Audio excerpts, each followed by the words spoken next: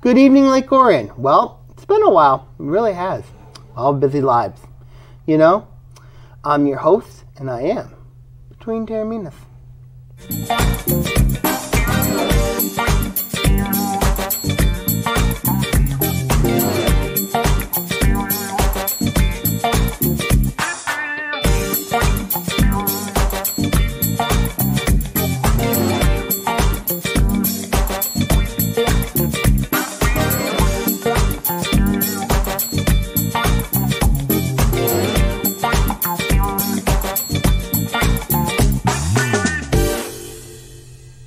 Yes, indeed, this is Between Taorminas here on ONTV. I'm your host, Anthony Taormina.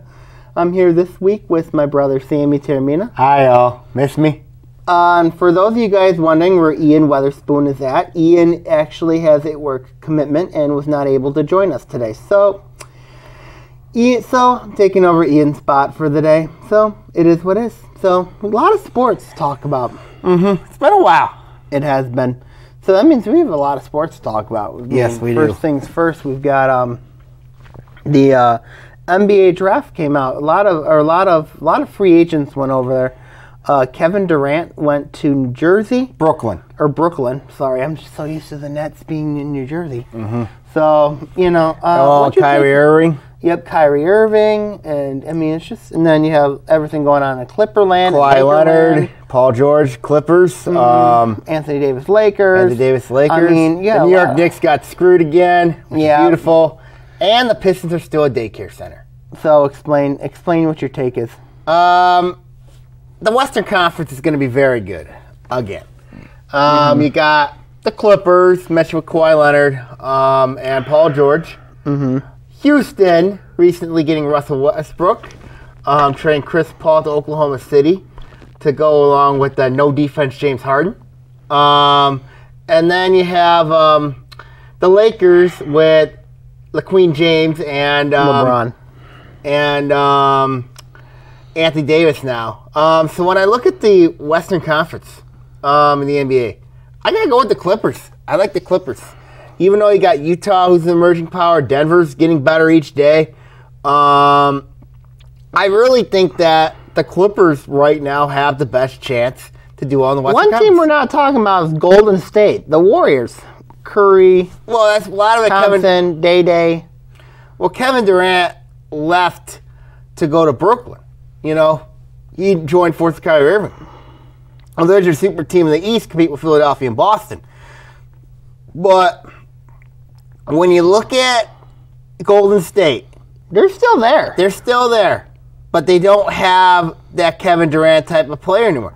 But what helps Golden State is they got cap space. You know what I mean to use. So they got it. So if Golden State can use their cap space wisely, they could be right back in the thick of it. You know, Golden State right now, I would say the Clippers, Warriors, Nuggets. You got the Warriors second? Yes. Okay. I got the Clippers. I got the Clippers, Warriors, Nuggets. Then I'd say Rockets the 4 seed, the Lakers the 5 seed. Oh, a little more lower expectations for the Lakers. Actually, no, take that. Portland the 5 seed, the Lakers even the 6 lower seed. Expectations. Even lower than the Lakers. Why? Because I just don't trust that team when you look at the fact that playing hard.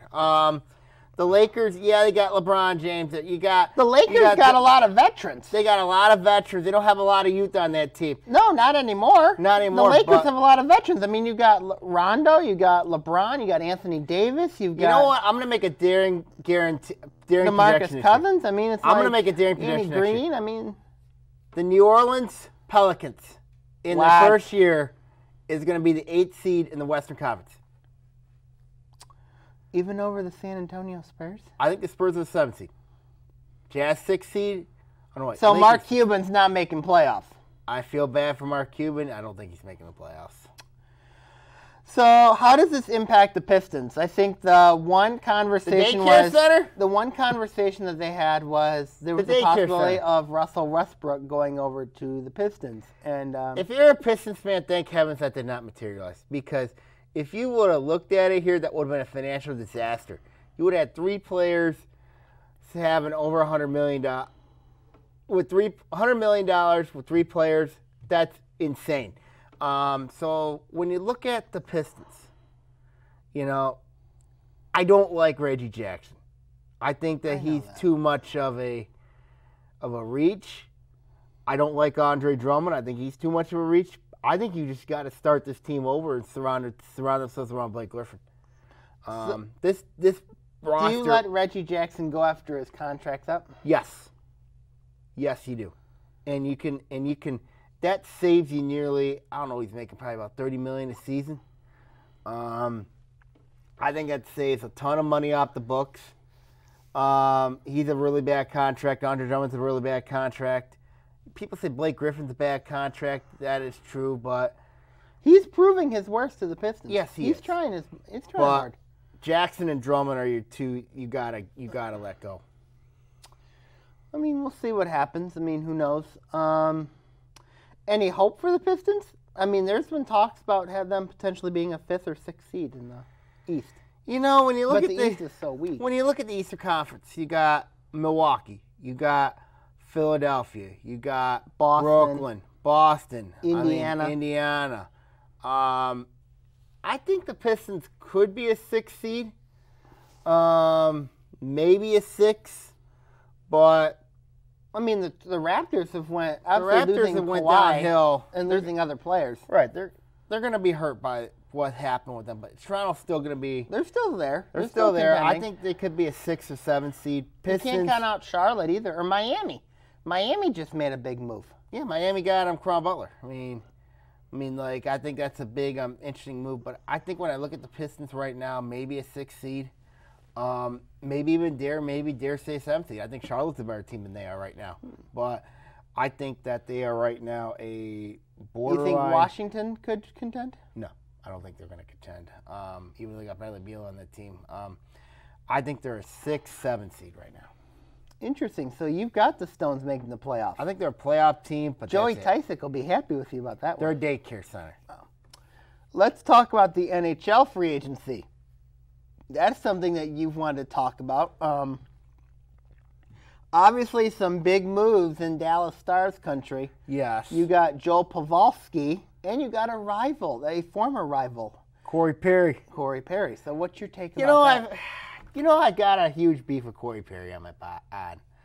I've had a huge beef when we was in Anaheim. Dallas Stars fans hated Corey Perry. Now he's in Dallas for 1 year. I think he's going to rejuvenate his career in Dallas. I think Joe Pavelski's going to have another big year in Dallas.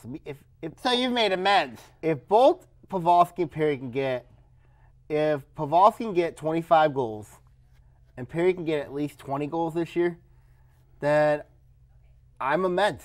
I would make amends, And they got another guy from the Oilers, Sakura, very veteran defenseman. I think he's going to help. I like the moves the Dallas Stars made. Now, Colorado's got a ton of cap space. Yeah, that's true. But I really think that the free agency market, of course, you have Panarin going to the Rangers. I think that was expected. Bobrovsky going to Florida, that was expected. What about Fippola going to the Wings? I think that was expected for him. He wants to end his career in Detroit? Yeah, but I just don't think Detroit's going to be that good again this year. They're still way too young. I mean, they might have to make more moves. People are talking about the Wings potentially being a playoff team. They're not a playoff team when you look at the Eastern Conference. New Jersey got stronger with PK Subban. A lot stronger. You look at, when I'm looking at the Eastern Conference, especially in that Metropolitan Division, you're still going to have to deal with Boston. Toronto's still going to be there. Of course, Toronto added a big piece with Tyson Barrie from Colorado. They did take a hit on the offensive side of the puck. And then when I look at that 3rd seed, I still think it could be Montreal's going to be there, that. And then Florida, you got Tampa Bay. Tampa Bay will still be there. Florida will be there. One team we're not talking about is the Capitals, Washington. No, they're in the Metropolitan. I think they're still a playoff team. I got Washington, Philadelphia, New Jersey, and maybe Pittsburgh making it, but I just don't know if I see Pittsburgh making it. So you think it's over in Pittsburgh? I think, yeah. They just traded Phil Kessel to the Arizona Coyotes. You know, they got Carl Soderberg from Colorado too. I think it's over for Pittsburgh. Do you think so? The Central's still probably the toughest division. I agree. Avalanche are scary. When I look at the Central next year for the playoffs, I'm looking at. I'm not sold on St. Louis, even though they won the cup and all that. And they got Tarasenko, but I think they're due for a down year. They just got hot at the right time. When I look at I think Minnesota. I'm not high on Minnesota despite the sign Zuccarello. When have we ever been high on Minnesota? So my projection early on in the Central, I think Nashville will make. I think Colorado wins the Central this year. That'd be great. Then it's Dallas, then Nashville. Those are the top 3 teams in the Central Division, and your wild card team, I think it's Chicago. Chicago could scare some people. You know what I mean? And then the West, and then the Pacific, you got Vegas, San Jose. Calgary. No, Calgary won't make the playoffs. You don't think so? No. I think it's Vegas, San Jose. Arizona is going to make the playoffs. Arizona will make the playoffs. And I think the last team to get in is the I hate to say this, but the Minnesota Wild will get into the wild card round. So those are my early 8 in the West. All right. So any final thoughts about NBA and NHL for you? We'll see what happens. We'll be right back with Between Taorminas here on ONTV. Hi, I'm Billy Bob Buford, and I have an important announcement. Do you have a little one who's into trucks? Well, come on down to Friendship Park on Friday, August 2nd from 5 p.m. to 9 p.m. for Big Rig Gig. Fire trucks, we got them. Garbage trucks, we got them. Tractors, we got them. What do I gotta do to get you into the driver's seat of some of the biggest, baddest, and top quality trucks in Orion Township? And how much will this cost you? How about $0 down, $0 a month?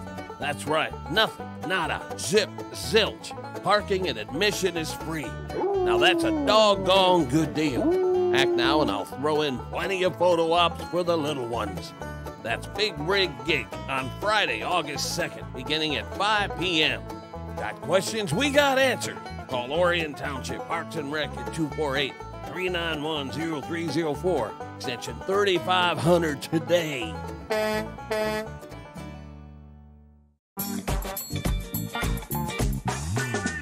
Yes, indeed. Welcome back to Between Taorminas here on ONTV. I'm your host, Anthony Taormina. Sammy, how you doing? Hanging in there. Okay.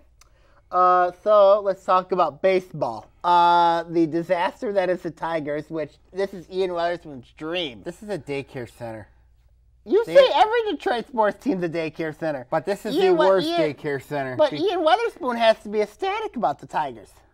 First of all, this franchise is... And this is not Ron Gardenhire's fault, for the record. No, Ron Gardenhire is the only one that's going to get a pass here for me with this.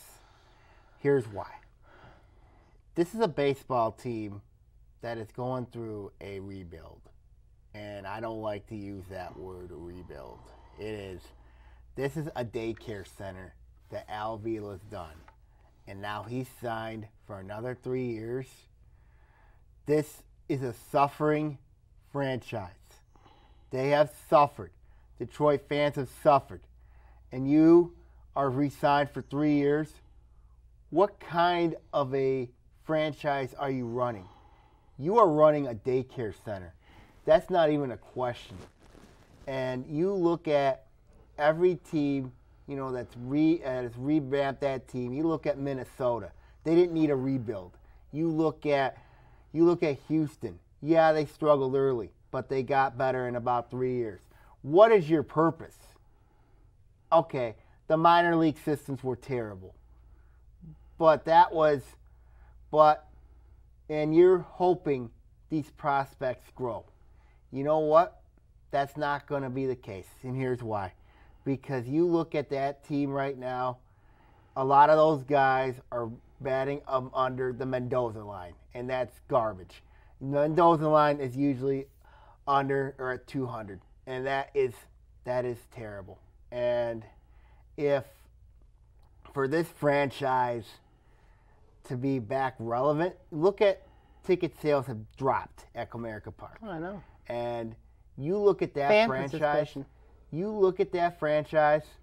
They made so many changes. It has not worked out well, and a lot of fans have stopped coming to games. And it's been a miserable summer for the city of Detroit. It's been really miserable watching this Tiger team, watching them play and lose nearly almost 100 games. I mean, right now they've got about 58 losses. They're due to go well over 100 losses and maybe get the number one pick in the draft. And I think this is a franchise that's been tanking, and I think that and we know that aren't they last in the major leagues? No, they're second to last. Oh. We know Chris Ilitch has no guts. We know that, and what he's done with Al Avila, signed to a 3-year deal. That tells me where this management is right now with the Tigers. He's got no guts, none. So, any chance that the Tigers can fix this? I mean, You've got players that are wanting to stay here, that are wanting to work hard and stay here. No, because here's why. You have good pieces: Castellanos, Shane Green. No, here's why. Because the Tigers have. When Jim Leyland was here, they were buyers. I know they signed some players, some really bad deals, but when Al Avila started taking over this team, it was Brad Austin should never have been. No, should never have been the manager. It should have been Ron Gardenhire, but Gardenhire was still in Minnesota for 1 year. But it should have been Ron Gardenhire. I mean, all these mistakes that this franchise has made, it's coming back to bite them. You know what I mean? And this is why I call them a daycare center. You look at all these young kids that are in that program. They are How are they doing in the minor league system? I haven't heard anything from the minor league system, but I've been hearing they're doing okay. But if you want to make noise in the major league level, you got to put these kids up. You got to put these kids up in the big leagues. And I think that's the problem the Tigers have not done lately. They have not fared very well, and to me, this is to me like, and I feel bad for Ron Gardenhire because he's basically running a team that doesn't always play hard, and this team doesn't always play hard all the time. So, do you think that if they fired Gardenhire, would anything change? No. You don't think so? No. I think Gardenhire is the only one that's right in Detroit right now. He's the only one that's right with that baseball team right now. And, I mean, who would want to go pay to see young guys play? Who would like to see Jacoby Jones play or Christian Stewart play? I mean, they want to see the proven guys play. You look at Boston. You look at why they sell out every night. You look at that's not a knock on those two players. No, it's not a knock on those two players. But you look at Boston, who they got. You look at, of course, you look at the Angels. They pay big to see Mike Trout play. I mean, they want to see the big time stars play. You know what I mean? But that's not how it always works. I mean, yes, you can want to have stars, but sometimes you have teams that that are just that win with the team concept. And right now, this team is, I don't know what to say. I mean, they're not doing anything in the Central. They're in the basement of the Central, and they're likely going to get another number one pick in the draft. And that, to me, is a modified version of a daycare center. And they're going to likely trade Shane Green. They're going to likely trade Castellanos. They're going to likely trade, it's a shame. They're going to likely trade those guys to get young talent just for their minor league systems. Where's their minor league systems at? Where are their minor league systems at? Are they doing anything right now? I don't think they are right now. I mean, yes, you got Casey Mize. But they're not going anywhere. What's your take about the rest of the major leagues? Well, Dodgers are my doing heart, well. My heart goes to the Tyler Skaggs family, and condolences go to him and his family. What happened with the Angels? The rest of the major leagues, I like what Tampa's been doing. I think Tampa Bay's really been playing well. New York, of course, New York, Boston. Really happy with that statement. New York and Boston playing really well in the AL East. AL Central is going to be Minnesota and Cleveland. I think it's going to be those. It's going to be one or the other, battling it out. The AL West. Central, to be honest with you, is very weak. In the AL West, I think it's right now Houston's division to lose. I mean, the Angels will contend. But I think it's going to be Houston that wins that division. The NL West, the Dodgers playing really well right now. NL Central, it's always going to be the Cubs and the Cardinals. In the NL East, the Mets are a fire sale ready to happen. Their team we surrendered to. But I really like the Phillies, what they've been doing. They've been holding well, and I think, we'll see what happens going around the rest of the season. So, you got any final thoughts regards to the Tigers or baseball? They're a daycare center. That's what the Tigers are. You know it. I know it. The whole world knows it. Bob Bridges knows it, and everybody else knows it. You can't have a BT without a Bob Bridges comment. I want to talk college football. That's getting real close. Okay. We'll be right back to BT.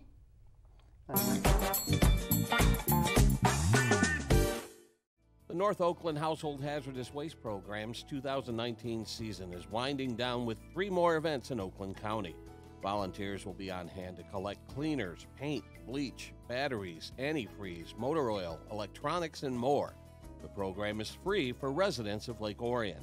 Collection events will take place at the Oakland County Service Center campus in Pontiac on July 20th, Oakland Community College Highland Lakes campus in Waterford on September 7th, and again at the Oakland County Service Center campus in Pontiac on October 12th from 8 a.m. to 2 p.m. For a complete list of acceptable items and other information, visit nohaz.com or call their hotline at 248-858-5656.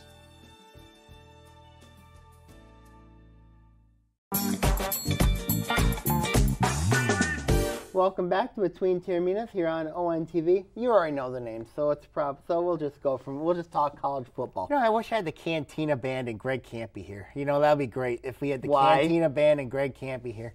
Why? Because just imagine it. Watching episode 4, have the Cantina Band going like, wouldn't that be lovely every time? Go do do do do do do do do do. No. Wouldn't that be lovely? No. Anyway, college football. You're excited about this subject. You know what? I'll make a guarantee on air. What? I'll make a guarantee on air. Uh-oh. This can't be good. Yes. Michigan will not make the college football playoff. That's a harsh statement. Yep, they will not make the college football playoff. I think people in Columbus would love you. And that's what I'm saying. Michigan football ain't making the college football playoff. You know what? I know what Bob Bridges knows it. Because the schedule is going to be tough for them. Yes. I mean, I don't think they're going to beat Michigan State. What? But I think Michigan State's going to surprise people this year. Michigan, they're going to have some really bad losses early on. I mean, they're going to have some really bad losses. I know they have a very soft non-conference. So you're saying that they have a soft non-conference, and you're going to say they have some L's on there? Why? They're going to have a couple L's on there. With a soft schedule? Ohio State, even though that game's in Ann Arbor.